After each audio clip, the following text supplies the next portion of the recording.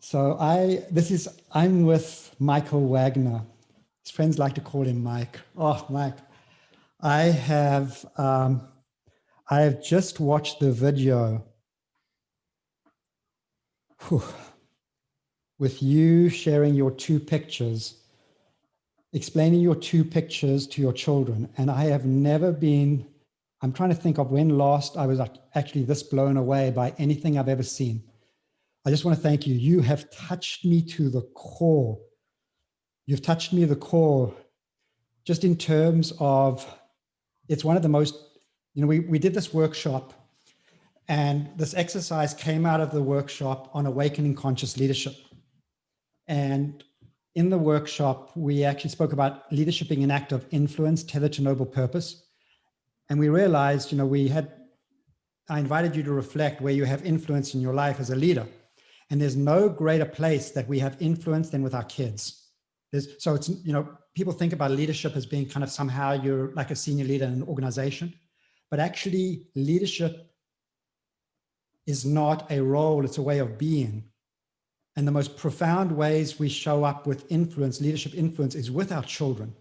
So this is, I'm going to put this video and you'll see what I mean by the magic. I'm going to put this video next that Michael has graciously agreed to send me as being the very next in the sequence after this video. So I want you to watch how Michael's relating to his kids in a way that inspires you. This can inspire any one of you to be a better parent. I mean, you've got, what you're doing over here is you're offering a template for what fatherhood or motherhood could look like. And so, Michael, I want to invite you to share, and then I want to just set up kind of what, there was a methodology, there was a process that this unlocked. So I wanted you to share about the process that helped you unlock that extraordinary experience. So we're going there next, but I just want to invite your voice to share whatever moves you right now. Yeah, well, Dr. Danny, for one, I so appreciate and your kind words, and part of what I've been working on over the last couple of years is learning to receive high praise, and I don't know that I've received higher praise than what you just shared. So thank you. It is, this is a journey I've been on, trying to become, a lot of things come naturally to me, and fatherhood, it was not one of them. I was raised in a situation where sadly my father left when I was very young and then passed away when I was just 7. So it's been a long journey figuring out how this thing works. I've got 3 kids now, 7, 5, and 1, and they are God's greatest gift. I love them, and they're also, as many parents might know, they can be a source of stress and worry and self-doubt and all of those things that before being exposed to your content, I had started to wrap my head around and figuring out how to harness those things. But your conversation last week about the interplay between demands and resources on us and the impact that it has on our brain, it just peeled back so many, it shined a light on so many things that I've been grasping for and trying to put my hands on. And I've been making progress here and there. And then my progress would slow and I'd beat myself up. And you helped me learn last week that allowing self-doubt to make you doubt yourself even more is not a recipe for creativity. And so all of that, the reactivity, the creativity that results from the balance or imbalance in resources and demands on us, just feels like answers to so many questions that I've been looking for. So I appreciate you so much for sharing that. The way that you were able to convey it in a way, I texted every person in my extended family. One of the things we do, you would identify this as a tend and befriend concept. And that is, my aunt sends out a text message every morning with inspiration and hope and that sort of thing. And oftentimes it's just, she sends it out. We take it in and maybe send a quick note back. But I decided yesterday to share a video that I found of you. You didn't know this until this moment, but a 45-minute webinar that I shared with them and said, hey, listen, this won't do justice to the experience I had last week, but it does touch on some of these things. And very specifically, I pointed out to some of the people on that thread who needed to hear it from me was that I was apologizing for maybe at times showing up as a demand over the last 6 to 9 months rather than a resource, though that wasn't my intention.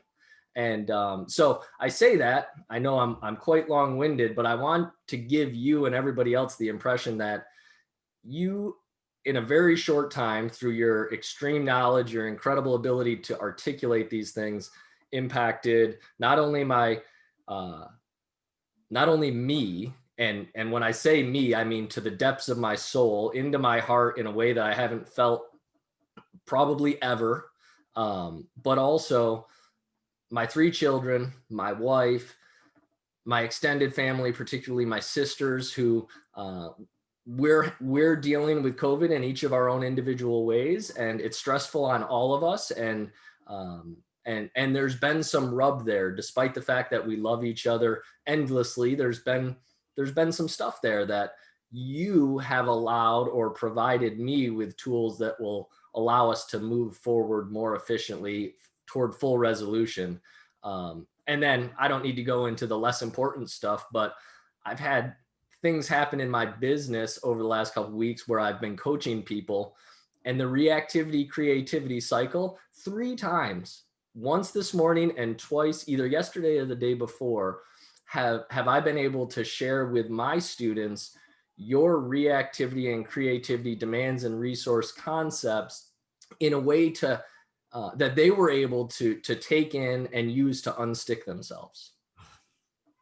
So I want to just point out, the one thing that, remember when we started in the program, I asked the question, I wanted you to imagine that this was going to be the most amazing learning transformational experience of your life. And it's out, could you say coming out of that the answer to that question was yes? Absolutely. Okay. So, but then I gave you 2 choices. You remember those 2 choices I gave you? I said, I'm going to give you 2 choices. The first choice is that your success will be determined by my skill as a facilitator. That was option 1. And then the second option was your success will be dictated by the way you show up for yourself in the experience. What did you say? What was your answer to that? Yeah. So I want to show you what I'm most inspired by is that your success is actually in your hands, and it was the way you showed up, and you've integrated this. You've integrated this with a deep sense of ownership. And then you've entered the space, which is openness, kindness, curiosity, focus, and being intensely on purpose. And, it sounds to me like the purpose is your children matter to you more than anything else in the world. And so you're willing, when you're actually anchored in that depth of purpose, there's a difference between interest and commitment. There's an interest. When you're interested, you'll just, this is one of my friends, John in San Diego, he says there's a difference between interest and commitment. When you're interested, John Assaraf, when you're interested, you'll do what's convenient. But when you're committed, you'll do whatever it takes. And that deepens you in the investment. I mean, so the way you so deeply invested in yourself, I just want to kind of make it very clear that the video you're about to see, yes, it reflects on the program and the facilitation that Mike's been through. But I want to just point out, this is a large credit to Mike. He's taken ownership of his experience. And this is all on you, Mike. I'm sure it's extraordinary how you've invested in this process. Extraordinary. So I want to just share at the end of the program, when you're saying, and I love the way you're saying I'm working on actually appreciating myself more. So it was very fair to say when you left the program, who do you have to appreciate more, me or yourself? And I think I hope you say yourself. No, I do see that 100%. And I also acknowledge the beautiful truth that is synergy, right? So I alone am more capable of appreciating myself with Dr. Danny being a part of my journey, right? And so there's no way to separate it and properly divvy up the credit, if you will. And I don't see any need to your point though, appreciating myself and extending myself love and compassion and all of those things are something that intellectually I've known was part of the key to unlocking my full potential for self-actualization and fulfillment. Because when I would go down into those lower levels, needing safety, I would become reactive, and intellectually I knew, okay, I need to forgive myself. I need to have self-love. It can't be conditional. But up until last week, and this was what was so profound for me, is I had never been put in an environment where I could take it from here and bring it down here and experience what it felt like to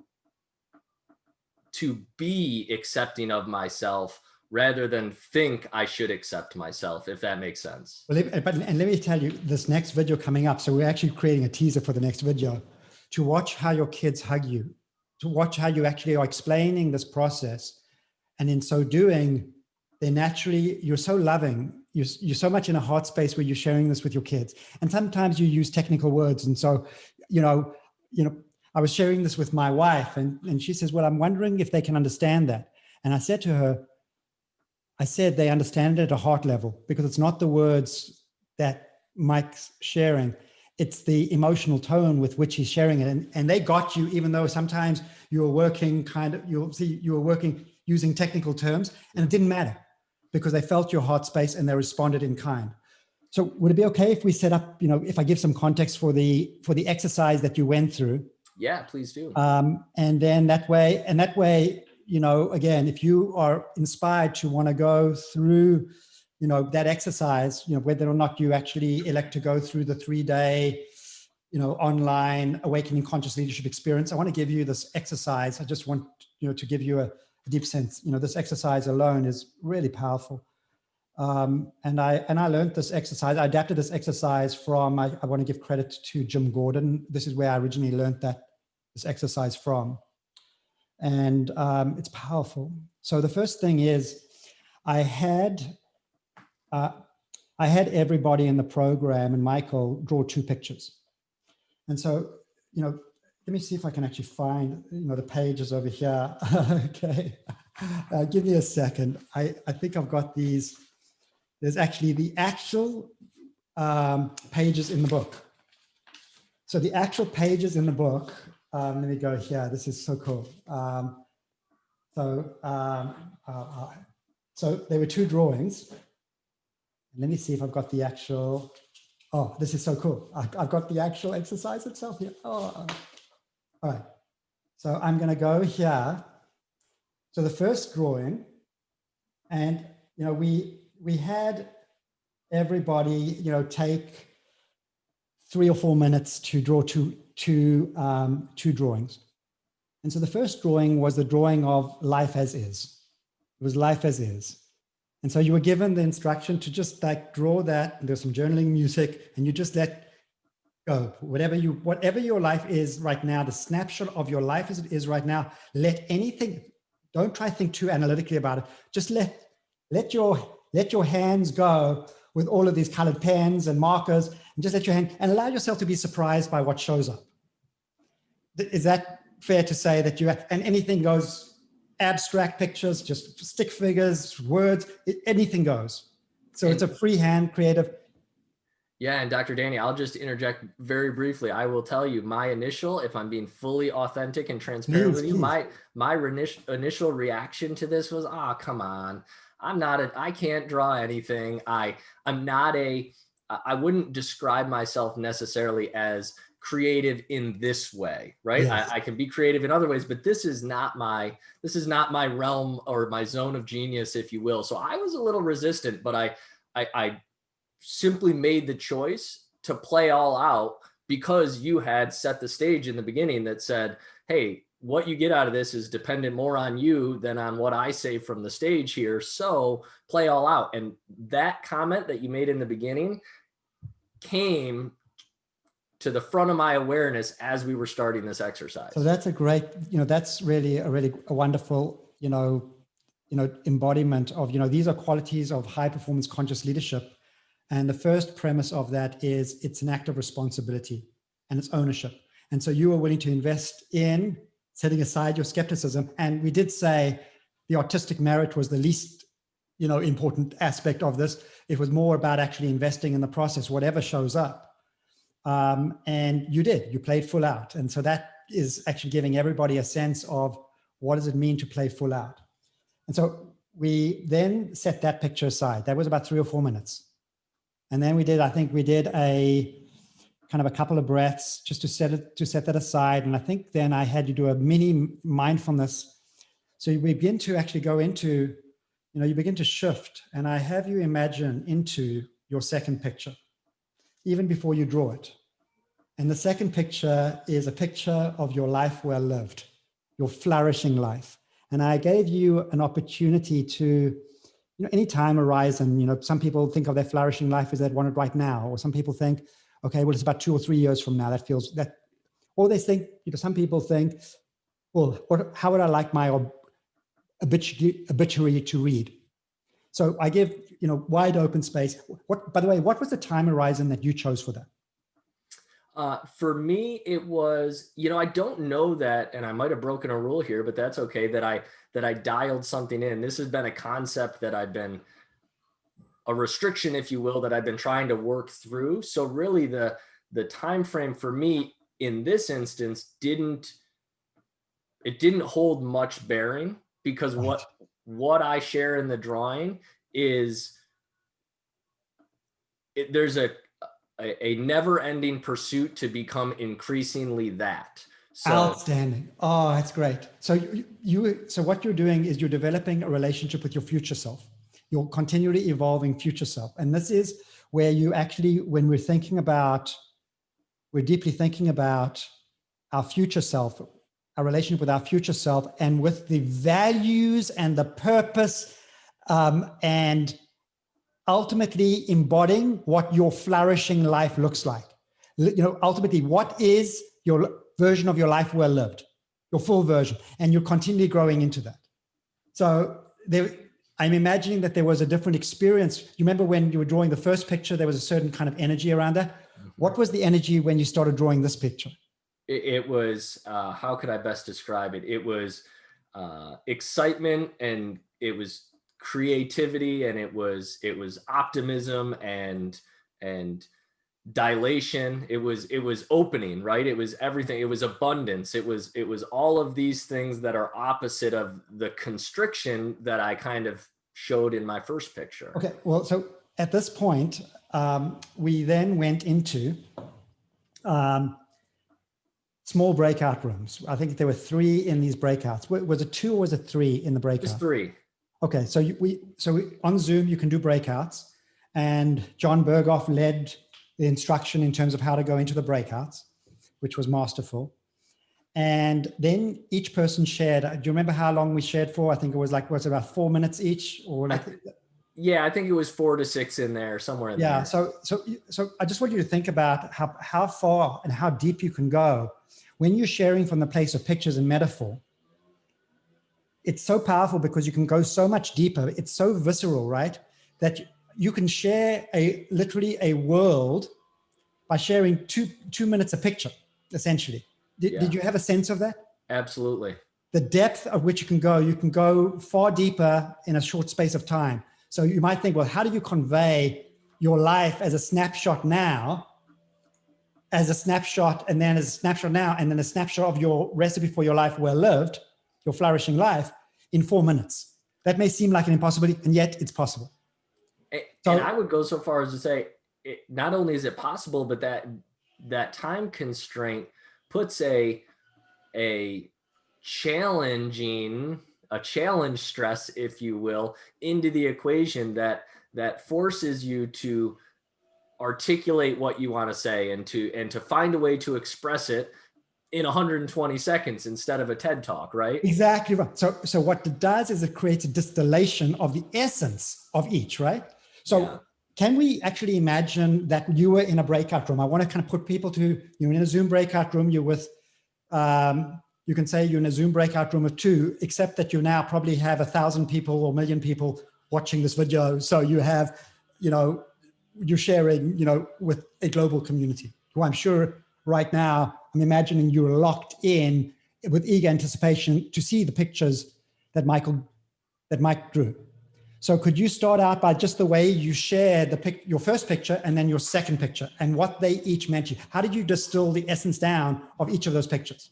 Yeah, absolutely. So, and you'll note in the follow-up video, I was challenged by trying to find a way to articulate this in a way that a 7-year-old and a 5-year-old might grasp it. But rather than have that become a struggle, I just embraced it and did my best. And I thank you for your kind words about seeing the heart flow through that, because it was not easy, as the folks will see. But as far as this picture goes, this is basically a representation of all the awesome things in my life. And I have more awesome things than any one man deserves. My God, the love that I experience from people, rainbows, that's just symbolic with the sunshine, more money than I need, my wife, my son, William, Lucy, and Emma, and all of this awesomeness. And one of the things I'm challenged by right now is that 90% of the time I feel like I am a good steward of those blessings. And yet there's this 10% of the time that I indicated here where I feel like I'm restricted, and those things are still available to me, but they come in, for whatever reason, they don't make it out the other side. I can feel the love, and yet I'm not reciprocating it and giving it out to the world the way I feel called to. And so what I showed here is a less than happy face this 10% of the time. And what I recognized as I was drawing this was that there was this blockage around my heart. Intellectually, I knew I didn't want to be constricted, but something was happening where I wasn't at the time able to overcome that. And that's what I alluded to, the tools that I'm so grateful to have received from you, Dr. Danny, is I feel like I've been gifted not only the knowledge, but the true, the word is escaping me, but I was gifted whatever it was that I didn't know I needed in order to get past this block. Okay, so hang on, I just hold that picture up. I just want to show everybody, because I'm a physician. And when I look at this picture, what I'm thinking is you're having a heart attack. You're having an emotional heart attack. That to me looks like an artery. You've got this, like you're in the free flowing, and then you're having these emotional heart attacks. That is putting a constriction on the free flowing love in your life. It's an emotional heart attack, much like you block a blood vessels and you draw blood. Does that capture the essence of what Yes, perfectly. Okay. So I'm going to look into camera right now. I'm going to talk to you in the camera. How many of you can relate to that? That you've got a lot of good things happening in your life, but somehow you're having emotional heart attacks that are blocking your love and creating chaos in your life, right? And just not allowing you to fully flourish. And even if it's just 10% of the time. Now, I will say, most people would look at you and they would say, I wish there was only 10% of the time for me. Most people are trafficking this at about 50 or 60 or 70% of the time that they are constricted. So the fact that you're actually doing the work and it's 10% for you is also, and you're willing to do that work, and even that 10% is impeding the flourishing life that you want to live. So just pointing that out for everybody, for you listening right now at home. I'm talking to you with a loving wish that you're drawing some inspiration from this. So as further inspiration, Michael, would you like to share your second picture? Yeah, and so I'll preface this by saying there was very little intellectual involvement, cognitive, conscious involvement in this picture. When I remember the process, I don't remember thinking about what to draw. It came through me more than from me, is what I would say. So this picture here, I simplified, and these are all those same blessings, right? God, family, love. I think that says experiences, knowledge, time, money. And it seems to be that they're in a pretty good to pretty close to appropriate order there, as far as if I were to prioritize them for myself. So those came through, and those are coming into my world, and my life well lived is one where I am an amplifying conduit for those things, where they come in, and rather than having a closed off heart, I have a heart that is radiating and pulsating love, so that I can not only share those blessings, but amplify them as I share them out into the world. And what dawned on me during this experience was it all tied back to the creativity, right? And when I feel safe and secure, I am this person, and I am creative, and I do it. And what I recognized in this other picture is that, can you show that? Put those pictures side by side. Yes. And so when I'm in this other picture, look at that. What's happening here is I'm threatened.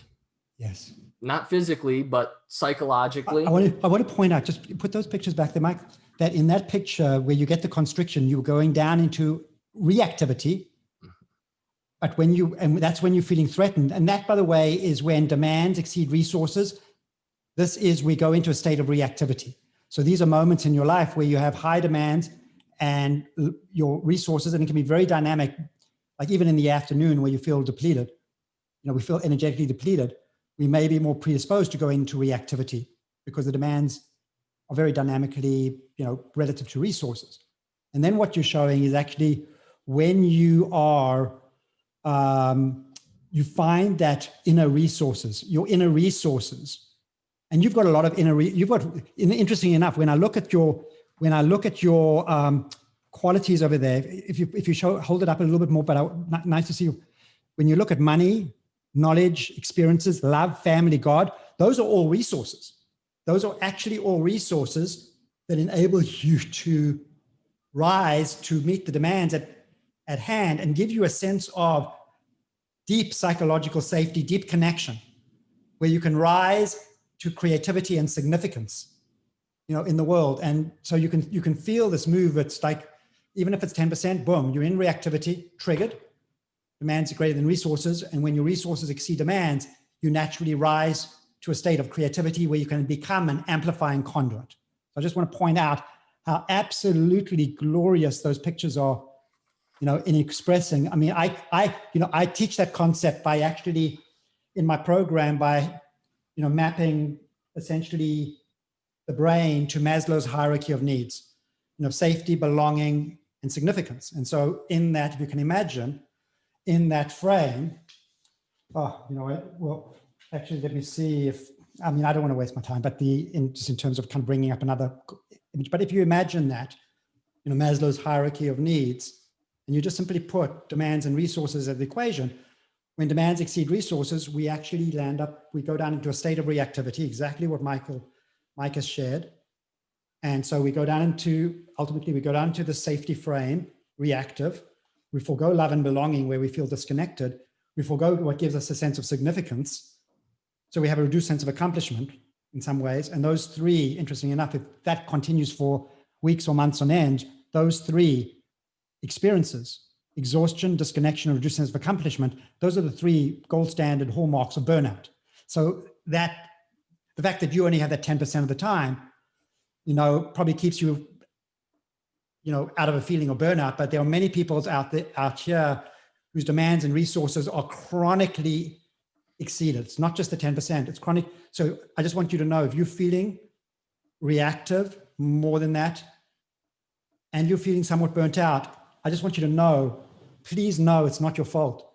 Please know that this is the brain's design, that you're doing the best you can. The brain is doing the best you can to protect itself from high demands and low resources. And this is a very natural response of the brain that goes into the state of reactivity. So just please know that you're not alone. There are many, many people, and certainly in the time of COVID, demands have never been bigger and resources have never been more fragmented. So the fact that you might be feeling reactive more than ever is completely understood. And part of the reason why I really love the neuroscience of it is that It's an act of compassion. It just let there be an act of compassion to say we're all connected, through this process. I get reactive. Let me say that. I get reactive probably more than 10% in my life right now. So I'm envious of you I'm probably at about 15, 20. Well, I would say that since my brain cancer, that may not be true, because I think since my brain cancer, that number's gone very, very low. Before my brain cancer, even though I was teaching this work, it was probably 15, 20%. Now since my brain cancer has fully given me the spiritual awakening, my fear has completely melted away. I actually know, I very rarely, when I'm having these spikes of reactivity, but it's very, very, it's mercurial and it's off, and then I'm back. Yeah, and Dr. Danny, if you'd permit me, I think there's something there and I don't want to dive too deep into it, but around the urgency and the cost associated with our reactivity. Clearly, the cost of every moment you are reactive is greater now, at least to your own perception, than it once was. So I think and again, the only reason I bring this next part up is because I think sometimes when people hear about, someone who's at 10%, and if I'm down at 50%, there must be something special about them. And You've taught me to believe there's something special about me, but there's also something special about anybody who's listening to this. And just to paint the real quick backstory, I was probably in unknowingly, unconsciously in a reactive mode from the time I was, as far back as I can remember, I'm going to call it 15 to 35, where I numbed myself, self-medicating with alcohol and drugs, thinking that I was having fun, being a kid, doing whatever kids do in college. But it continued until 3 years ago, when it dawned on me that those things that I was choosing to deal with, the stressors in my life, were decreasing my ability to become who I wanted to be, and further decreasing my ability to handle, to embrace and reappraise the stressors, as you've taught us how to do. So there is no prerequisite to starting on this journey. I think the point is that I'm trying to make for anybody, regardless of where they're starting, they can apply this stuff and come out in a very profound and fast way in a better spot. Okay, so I found the slide. I found the slide that actually explains this all, and I want to share this with you, so we're very clear on the biology of this. So this is the slide. This is the slide. Let me figure out how I can get this. That's the slide, the key slide. Probably, there we go. That's probably a better look. And so I just want to get, all right, so that's the slide.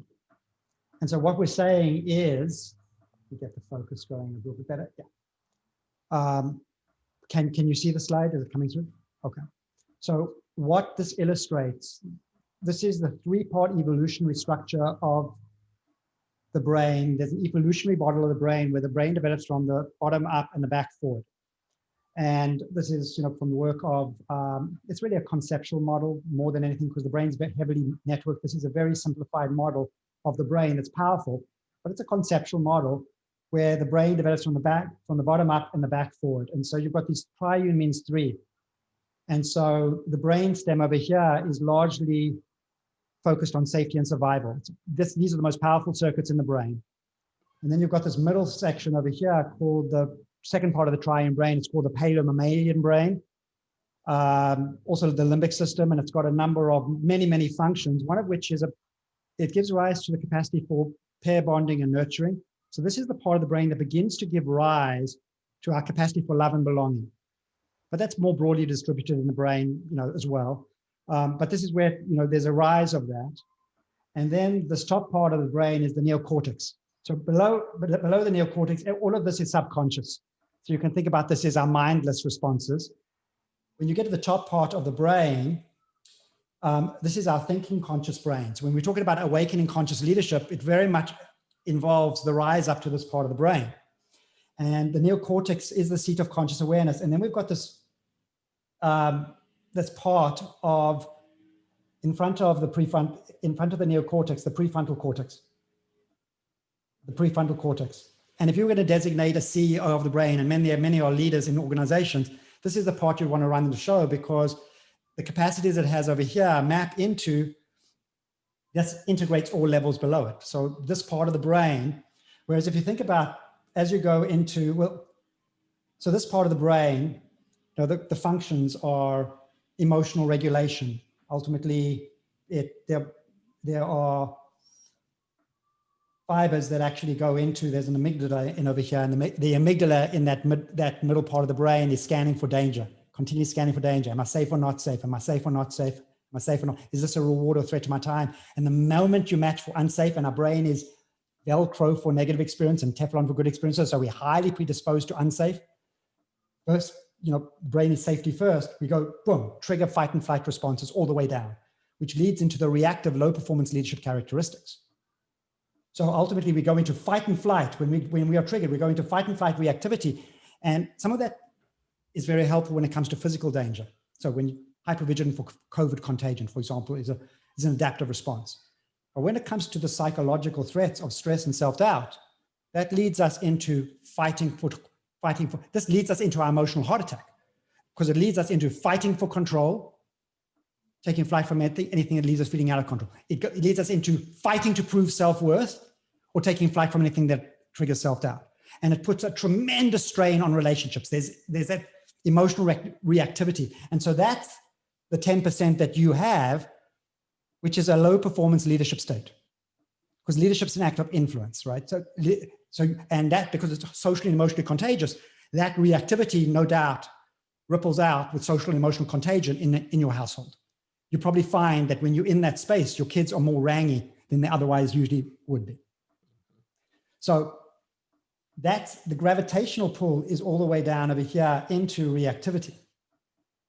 And it's really funny, you know, Peter Drucker, who's a management guru, this speaks about this being the default, you know, this is the brain's default. He says all organizations are a mix of and when I talk about organizations, that's families or businesses. Literally work families and home families. All organizations are a mix of friction, confusion, low performance, because, you know, the gravitational pull is towards safety. And then he says, everything else requires leadership. Everything else requires leadership because an awakened conscious leader has the ability to stand in the right direction. The awakened conscious leader has the ability, instead of being in the stream of depreciation where we're threatened by stress and self-doubt, the awakened conscious leader has the capacity to step into the stream of inspiration and purpose, for example, and the ability to ask the generative question, what matters most now? Which was the question I asked actually first night when I was hospitalized, what matters most now? Because I was looking, the reason why I'm in flourishing abundance right now is I found my answer. Yeah, I'm in this flow. And part of the skills and practices that an awakened conscious leader develops is when you talk about a conscious leader has an ability to lead from a higher self, and that's Maslowian. So what does that mean? Lead from your higher self. Well, it means you've got the skills and practices of being able to create deeper psychological safety in yourself and others, a deeper sense of connection in yourself and others. And that's what unleashes, that pivot point unleashes your full creativity to manifest what matters and significance in your life. So now over here, you oscillate between states of reactivity and creativity. And it's highly dynamic. It's highly dynamic. We oscillate between these states on a daily basis. So what you've got right now, it's interesting. What you've got is an equilibrium set point where 90% of your life is in creativity. I mean, let me tell you, that's extraordinary at baseline. I don't think I've ever heard a number that high. So just please know when you're hearing Mike's story, he's not typical. He's not typical. More often, this is about 50 or 60% or 70% of people are in reactivity, far less frequent in the state of free heart flowing abundance into this flow of creativity. So Mike, to begin with, you were an extraordinary individual coming into the program. You're atypical to begin with. Let me just say that, like I mentioned before, 3 years ago, it was 90-10 the other way. And I have been intentionally working through this for the last 3 years, and had made good headway. And then through synchronicity, I believe a coincidence is when God doesn't get the credit. That's something my pastor taught me, and I love that. And I think you and I were brought together in the way we were so that I could continue my journey beyond the 90-10 that I'm so fortunate to experience now toward whatever my best self will, wherever my best self finds that balance point. I don't know. I know it's not 100-0 because reactivity has its benefits, right? Yes, it does. Exactly. It probably shouldn't, particularly when it comes to physical danger, that should never go to 0 because that reactivity is designed to save your life. And so if you really are physically threatened, because we ask the question, the real question around reactivity is not, are we reactive? It's, is my reactivity doing me and others more harm than good in this moment? So there are many, many times when it comes to physical danger that it's saving your life. But there are also times when it comes to psychological threats. If somebody is threatening your family, when it comes to racial injustice, reactivity is, justified in many ways, and although you want to become mindful about your reactivity. So it becomes not reactive anger, it becomes more proactive, strategic anger. So you become more effective in focusing the anger that's needed. So I do want to say, I don't know if you're going to, I don't know what room you have to kind of shift it down, but here's just how to connect some dots. So when demands exceed resources, we're going to go down into reactivity. So again, in the time of COVID, think about the additional demands that we're all facing. Think about, our resources that are being depleted, or even when it comes to this painful experience with George Floyd. It's like, look, systemic racism has been around in this country for 400 years. So it's not that it wasn't there, but ultimately it's come to, actually, because of George Floyd, it's been reawakened. And I remember Reverend Al Sharpton's eulogy was one of the most powerful eulogies I've seen. And he kept saying, we're not asking for anything more. We're just asking for you to get your knee off our neck. And so he was asking for the demand to be removed on a societal level. So there's a different way of talking about demands and resources. And then you come to this other side. As you move into the flow of inspiration, so as you're actually shifting the equilibrium, what you're doing as you're going through transformation, what you're doing is you're accumulating over time greater internal resources, greater skills and practices that's actually making you more internally resourceful, creating mindset shifts, mindset transformation, where you're becoming more internally resourceful. And then becoming more internally resourceful within yourself, you're actually able to more effectively resource your relationships, draw resources from your relationships. So now you're in a virtuous cycle.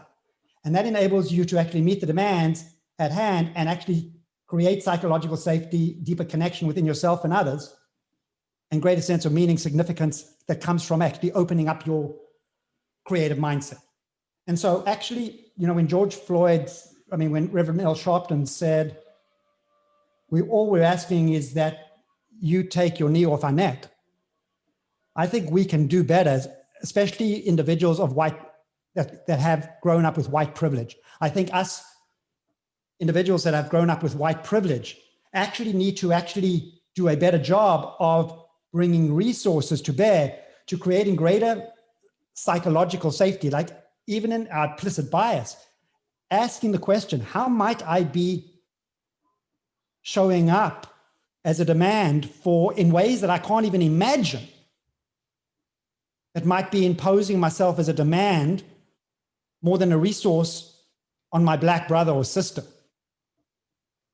How can I actually open my heart to a greater free-flowing love, cycle of receiving and love? I'm thinking about that interview I did on day 15 with Yvette Miller. My heart to Yvette Miller, Dr. Yvette Miller, I love you, sister. I love you. I love you, love you.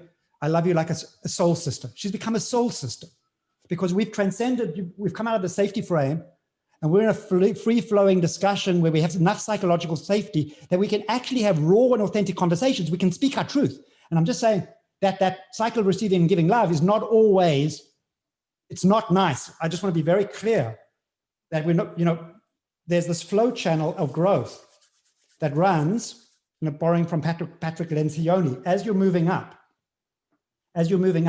through the belonging frame, you're moving between, in the safety frame, you're moving between the banks of destructive conflict. So that's on one side, it's fight and flight, it's fight at the extreme, but the other bank is artificial harmony. The other bank is artificial harmony. And so this is when we play nice. We don't say what needs to be said. The meeting only begins after the meeting, right? Because and I think it's so interesting is that when I would rather swim closer to the edge of the bank of destructive conflict than artificial harmony, because artificial harmony represents complete disengagement. So, and that can be very corrosive. So ultimately, it's this ability to stand in the rawness, to have enough psychological safety with somebody where you can actually speak openly and honestly with what needs to be said, and be in the cycle of receiving and giving love. This is a cycle of reactivity is a cycle of, it's a virtuous cycle of receiving and giving love with somebody, as opposed to that's lifting you up, receiving others with empathy and understanding and giving with authenticity and care. And that authenticity, that straight talk of saying what needs to be said is important, but saying it in a way by skillful means that can be heard. This cycle over here, the cycle of reactivity is fight, flight, trigger, fight, flight, trigger, fight, flight, trigger that drives everybody into, and that's a much stickier cycle. So ultimately, as we're moving up, as we're building the skills and practices to actually open our heart space, to awaken here, the power source of conscious leadership that is here is going through an awakened heart. Cycles of receiving and giving love with each other. And then here, now we're actually in a place we get to the highest frame of all, which is what matters most now. How can we create a flourishing life that involves psychological safety, love and belonging? But this is my vision for my flourishing life, as tethered to noble purpose, as tethered to God, or however your higher source of inspiration. And that's full spirit, full awakening. It's Maslow's transcendent. Maslow actually, before he died, he had another level being connected to transcendent purpose. This is significance in transcendent purpose. And this is where we get to come together, and we actually have not only do we have the honest conversations, but we begin to actually, let's say when it comes to systemic racism, we begin to co-create the flourishing future as encapsulated by Martin Luther King's I Have a Dream speech. So asking ourselves from the position of white privilege, how can we be a full participant in the healing that needs to occur for us to be in that stream of elevation? So, I wonder if you can just hold up your pictures again, just so that we can see just how beautifully, in fact, I think you actually captured that more eloquently than I did. I'm just sharing the neuroscience, but look at the magic. Look at the magic of how Michael expressed that same concept. When demands exceeded resources, when his life is at ease, he goes into a state of constriction and reactivity, going down into a safety frame. And yet when he actually is resourced, when his resources exceed his demands, he claims the belonging frame, and he becomes an amplifying conduit for creativity that enables him to actually move into a state of creativity and be connected to transcendent purpose. And Michael, Dr. Danny, if you'll allow me just to bring this full circle, we talked a little bit about the 90-10 balance, where I used to be, where I am now, how everybody's going to be in their own spot. I would suggest, and please feel free if this doesn't land the way I intended to, but I would suggest that it's more important, the skill and the knowledge and applying the tools that Dr. Danny teaches, like mindfulness. It's more important to the skill of identifying where you are from the reactivity to creativity spectrum is more important than the number 90-10. I'd rather be 50-50 and fully aware and mindful of where I am in the spectrum than 90-10 completely unconsciously because I don't know the difference. Do you see how powerful it is knowing where you are on the spectrum? Because only once you know, once you're mindful of it, can you deploy the tools needed to, one, assess, to Dr. Danny's point, whether or not being in that spot on the spectrum is helpful or hurtful. And if it's hurtful, then you can make the conscious choice. And that was the realization that came to me. I don't know if you can see this picture here, but ultimately, hang on, hold it back. Oh, sorry. There's another piece coming that I really want to very good. That is like kind of the punchline. I get so excited, Dr. Danny. I'm sorry. But I want to unpack what you're actually also, speaking about now. And by the way, I know this video is going on longer than any of us ever imagined, and we're in the stream of purpose. So I hope as you're sucked in, this is serving you well. So each one of these videos has their natural ending time, and this is just too important to stop and bring it to a close. So I want to show you what you've done is you've expressed what the arc of transformation looks like. Because some people think it's a magic bullet. They feel like, well, how do I move once and for all from reactivity to creativity, and I'll never be reactive again? And I just want to show you that it's not a straight line, because it's a shift in equilibrium. It's a shift in equilibrium, because even now that you're awakened, I'm awakened, I still have moments of reactivity. And that's not a failure of transformation. That's not a failure of transformation. What is how, so let's say you're starting out at 50-50. What transformation looks like is that your ability to shift just this equilibrium by 10%. What would it mean if you went, what would it mean if you just went from your ability to shift the amount of time you spend in reactivity from 50-50 to 60-40? What would that mean in terms of the amount of energy it releases for creativity in your life, the quality of your life, the quality of your relation? Just 10% shift. So the path of transformation is not the absence, it's not a straight line. It actually is this natural oscillation between reactivity every day. And we begin to learn the skills and practices where we begin to shift. We spend less time in reactivity. It doesn't go away. And we're able to make the pivot with a greater awareness into a state of creativity. Okay, so I'm setting you up, Mike. I'm setting you up for this denouement.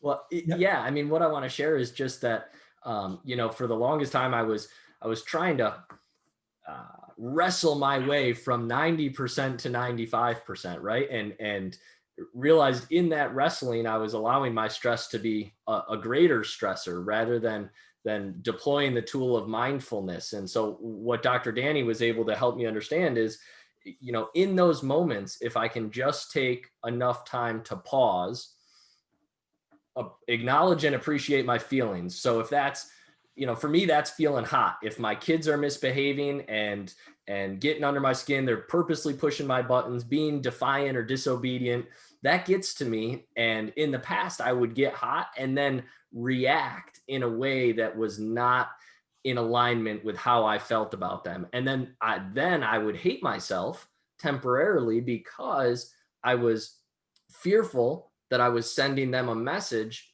that was not consistent with the true love that I have for them. We all as parents know we love our kids beyond anything. And I was fearful that I was sending messages that were out of alignment with that truth. And so what I was so fortunate to experience through the magic that is Exchange plus Dr. Danny smushed together was an opportunity to experience and feel what it's like to pause and acknowledge and appreciate that feeling and not resist it, but accept it for what it is.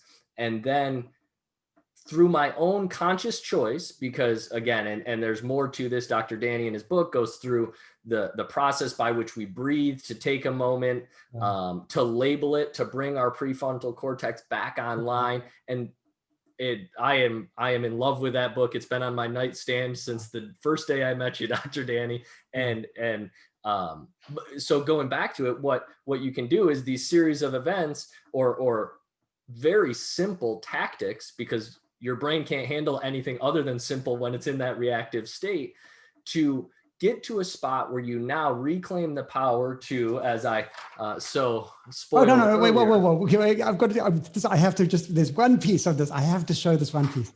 Okay. And by the way, the only reason I flashed the book is because I want you to know that I have this, 4-step process.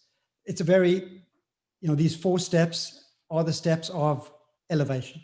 So I want you to know that you don't have to go through an extensive program. If you're interested in just buy the book, and do yourself a favor, because this product of the, that I'm going to be offering for everybody to go through the 3-day online program will be available to you at some point. But if you choose and it's too expensive for you, the book is $30. Just buy the book. And I want to make it this completely accessible to you with this video, sharing a lot of the kind of the value, the foundational value of the work, and to actually just say, if you want to figure out what the 4 steps are to elevate, all you have to do is buy the book. So here's where we went next. You remember how we came out, and then everybody was sharing the pictures, probably for about 15 minutes. And then I asked the question,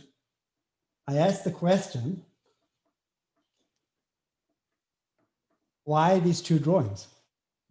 And I showed this diagram, and it was based on Nancy Duarte's wonderful TED Talk. So if you haven't watched that, I'll put a link below that as well, in this video. So, watch Nancy Duarte's TED Talk, because she looks at the architecture of the greatest talks ever given. She looks at the architecture of the greatest talks ever given. And she juxtaposes, arguably, the greatest talk ever given is easily Martin Luther King's I Have a Dream speech. But what's fascinating, she juxtaposes that with Steve Jobs' launch of the iPhone. And lo and behold, they have the same architecture. And so it has this architecture of this kind of pattern up and down. And then it ends with a star, or what this star is. And so it oscillates. So what this represents is this baseline over here represents what is. What is. And that apex represents what could be. That apex represents what could be. And so when you look at actually leaders that are extraordinary orators and leaders, they actually have this capacity to actually clarify the difference between what is and what could be, sufficient enough to create this magic moment here. I'm going to come back to that. So for example, when Martin Luther King is speaking, he says, "These are the injustices of our time, but I have a dream. We're all brothers and sisters are equal." So and it oscillates in gospel reverie, oscillates between what is and what could be in gospel reverie until this magic moment there. It's at the point of maximal distinction, what is and what could be, where it becomes unbearable. There's such a tension in that gap. By the time you get there, it actually inspires movement. Steve Jobs' launch of the iPhone. This is the sucky technology of our time, but I have a vision of technology disrupted, oscillating backwards and forwards. And then there's the launch. And this spot over here is the magic moment, because you have such a tension in the gap. And what this spot represents is the call to action. So you deliver a call to action in the point of maximal tension. Or what it is, it's a call to action or an insight that emerges in that gap. And so now I want to invite you to share your picture, because that was the answer for you that came out of what is the one thing you can do to close your gap. You want to share? Yes, are you able to see that? Okay. My choice. So that is what I ultimately decided is once equipped with the tools to pause and go through the steps in all of 30 seconds and decide, excuse me, make a decision about whether my behavior was in that moment served me and those around me. Was I, when I was hollering at my children out of alignment with how I feel, was I in those moments a demand or a resource for them? And what just can you pause? I think we just need to pause here, Michael, because I just want you to just, can you repeat that? And I think we need to wait a minute for actually let that, the power of that question, you know, if everybody in the world paused into that question and asked that question, because leadership's an act of influence. And so what that implies is with awakened awareness, with awakened conscious leadership, it's essentially understanding we're wired to connect. And you become aware. In fact, leadership isn't a way of becoming a leader because you already have influence, whether you like it or not, because we're wired to connect. You cannot not have influence. So the only question is, in this awakened conscious leadership, is the awareness, am I showing up as a positive resource for each other?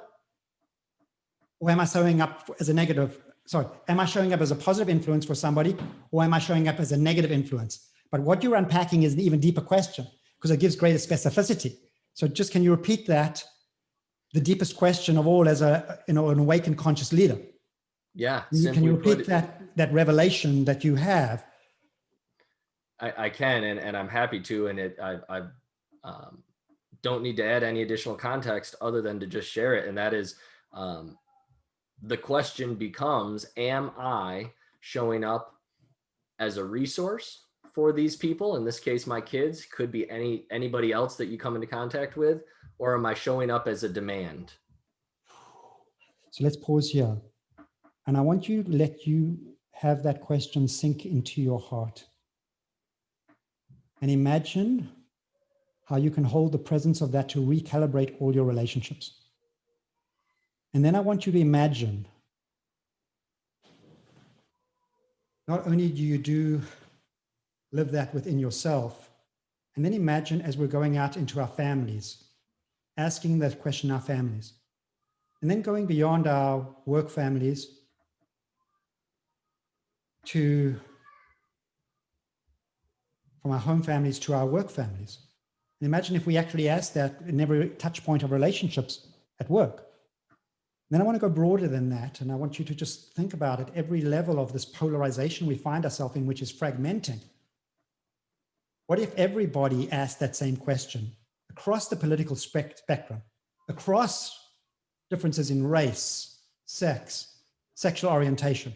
We all ask, no matter what, that same question. Am I showing up as a demand or a resource for somebody else? And then imagine that social contagion, us getting to a tipping point where we actually have this coalition emerging, where people are saying, you know, I want to show up as a resource. I am going to be, in my awareness, my awakened conscious leadership, I'm going to be more intentional about showing up and thinking about how I might be a demand, but being more intentional about showing up as a resource. And then I want to imagine that we get to some tipping point. We get some tipping point where we have enough awakened conscious leaders in the world who have the sufficient social and emotional contagion to create a tipping point where we actually get to heal the soul of our nation and the soul of the world together.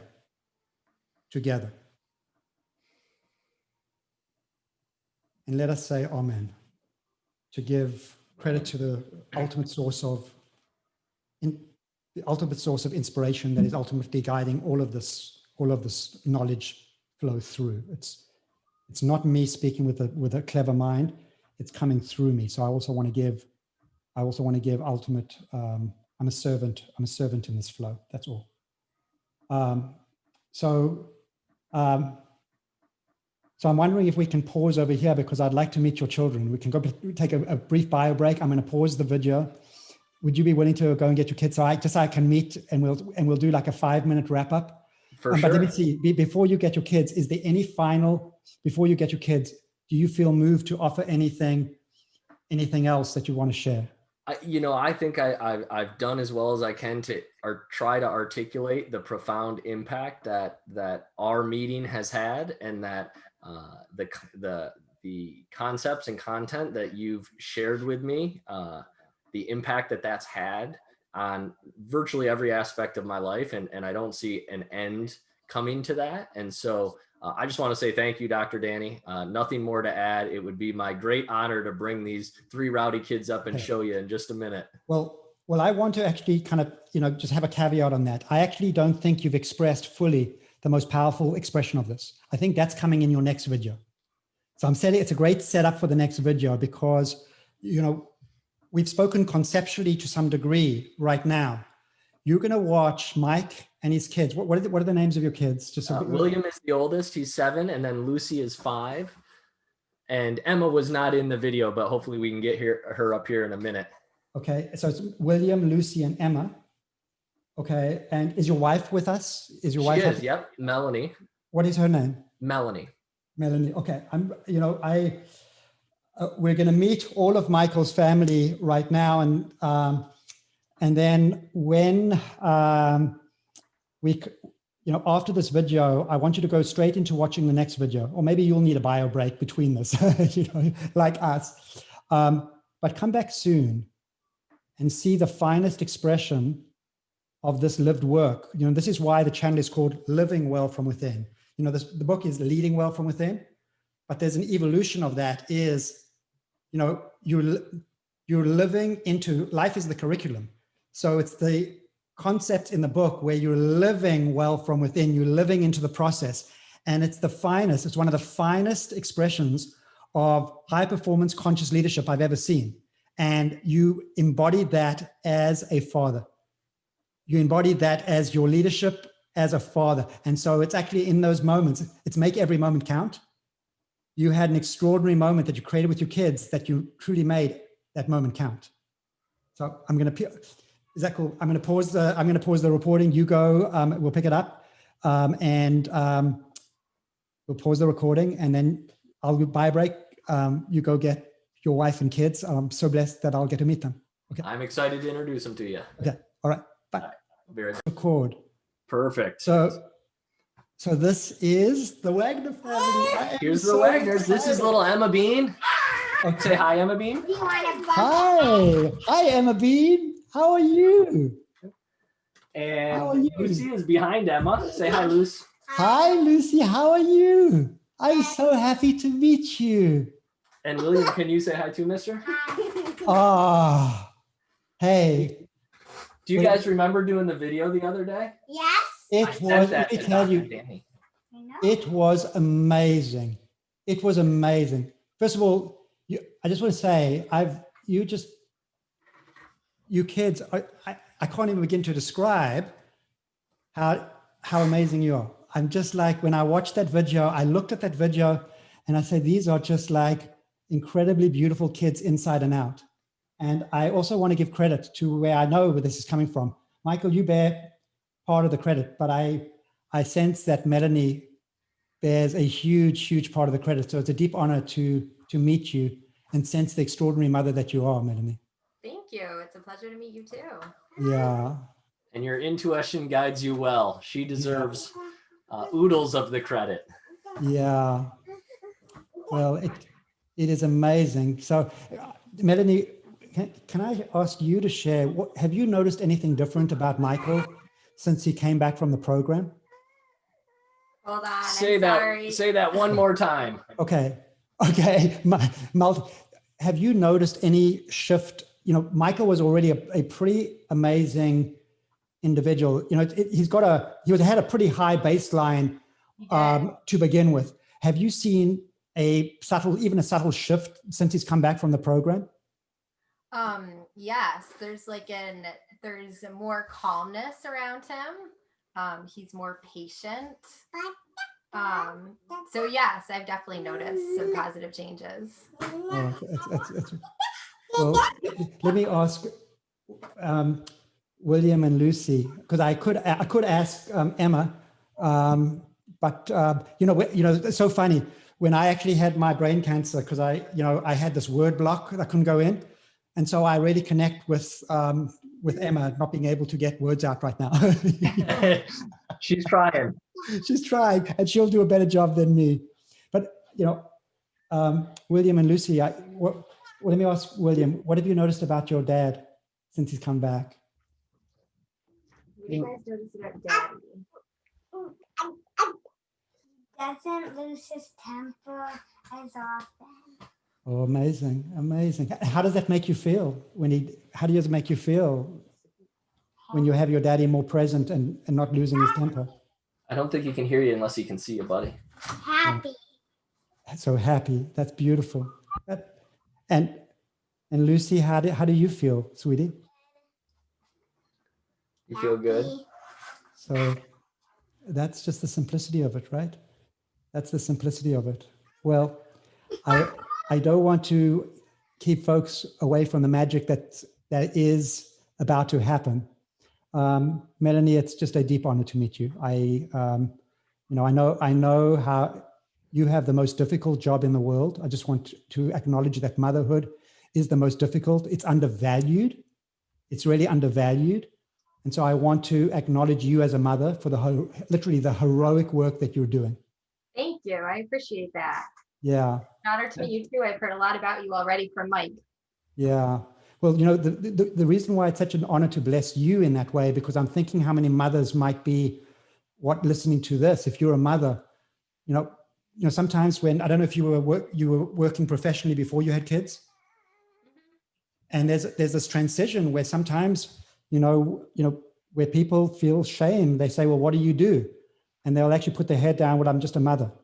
I just want to, yeah, I just want to kind of say that people stand proud to be a mom. For all of your mothers out there, that's your primary role. Stand proud in that, because that is the most important. Raising our kids is the most important work of all. So stand proud. Stand proud. And I'm just, I really appreciate you, because I can see you've got wonderful kids, wonderful family. Peekaboo. Dr. Danny, thank you so much. I appreciate the opportunity to introduce you to the kids and Melanie. And man, this conversation has just added yet another layer to the depth of my appreciation for you. Well, Michael, I so appreciate you and the gift of you showing up, doing that video, because what emerged over here is the opportunity for everybody to experience the extraordinary family that you are. And what you're doing is you're blessing your family.